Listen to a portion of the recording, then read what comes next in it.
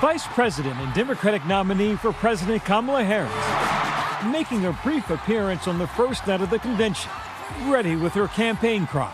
Let us always remember, when we fight, we win. Harris also thanking President Joe Biden. Joe, thank you for your historic leadership, for your lifetime of service to our nation, and for all you will continue to do. We are forever grateful to you. The 46th President of the United States later introduced by his daughter, Ashley, receiving a standing ovation.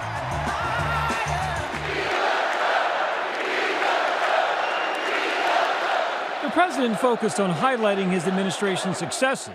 More Americans have peace of mind that comes from having health insurance. More Americans have health insurance today than ever before in American history. And supporting Harris. She'll be a president we can all be proud of.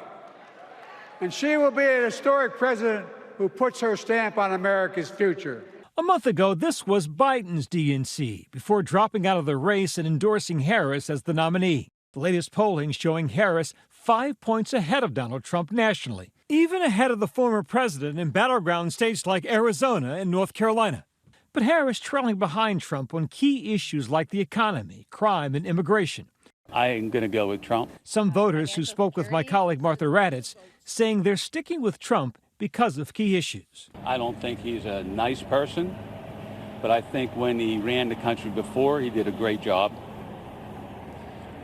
Back to military, back to police, was hard on immigration, the economy was good. Harris hasn't talked a lot about issues so far. That's going to change this week, and a lot of this is about rebranding herself and resetting the race in terms of how voters are perceiving on these issues.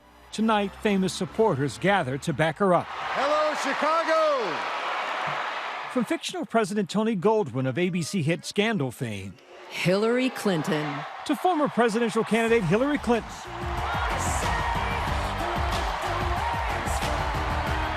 who received an energetic welcome from her party.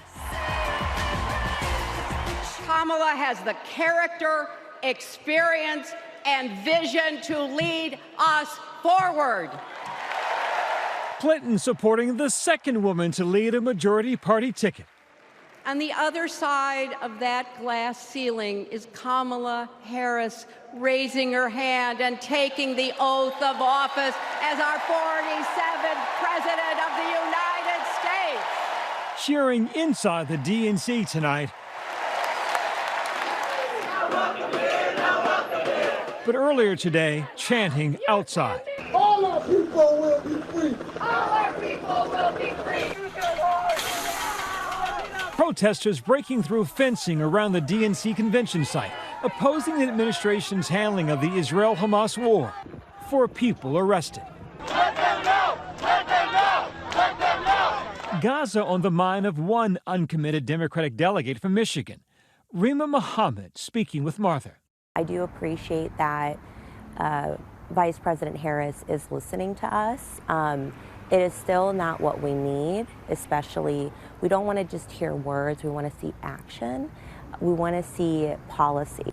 Tonight, a banner saying, "Stop arming Israel," unfurled during Biden's speech. The president keeping the spotlight on the new Democratic ticket. I promise I'll be the best volunteer Harrison Waltz has Cam ever seen. And delivering his swan song, quoting lyrics from the patriotic hymn, American Anthem. America, America, I gave my best to you.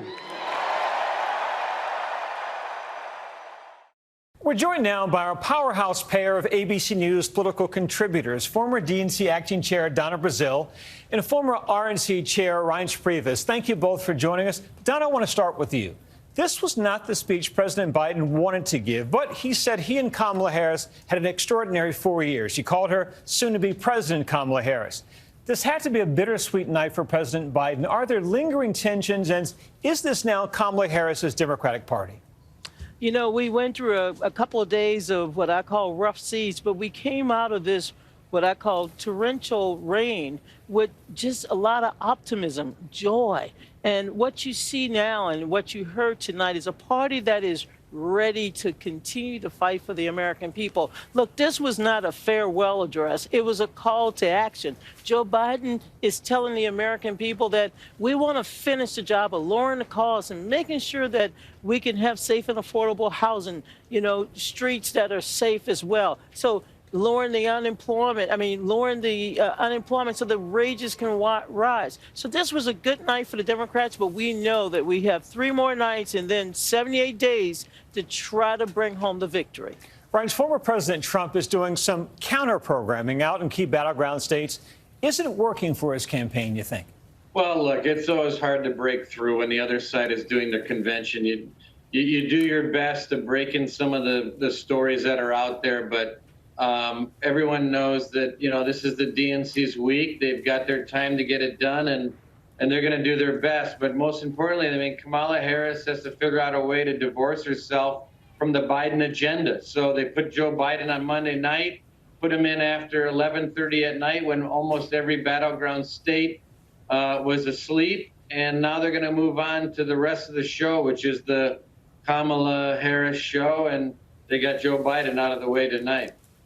Donna, Hillary Clinton got a rousing ovation tonight. Back in 2016, a big part of her campaign was being the first female president, shattering that glass ceiling. We don't seem to hear that with Vice President Harris. Why is that? Because this is about the future of America, the future of the country that we all love. This is not about trying to shatter anything, but to bring opportunity to those who are still feeling the pain from COVID and so many other things that we've had to cope with as Americans. So this was an uplifting night. You're going to see so many new speakers, new faces, fresh voices, because the Democratic Party is going to start talking about America's future. Ryan, well, this week, these next 4 days belong to the DNC. This final question tonight is for you. Now that the race is tightened, former President Trump is on the attack, criticizing Harris's proposed economic plan, but also he said he was better looking than her. What's the political strategy with that? Well, I don't know what the strategy is with that. That doesn't matter.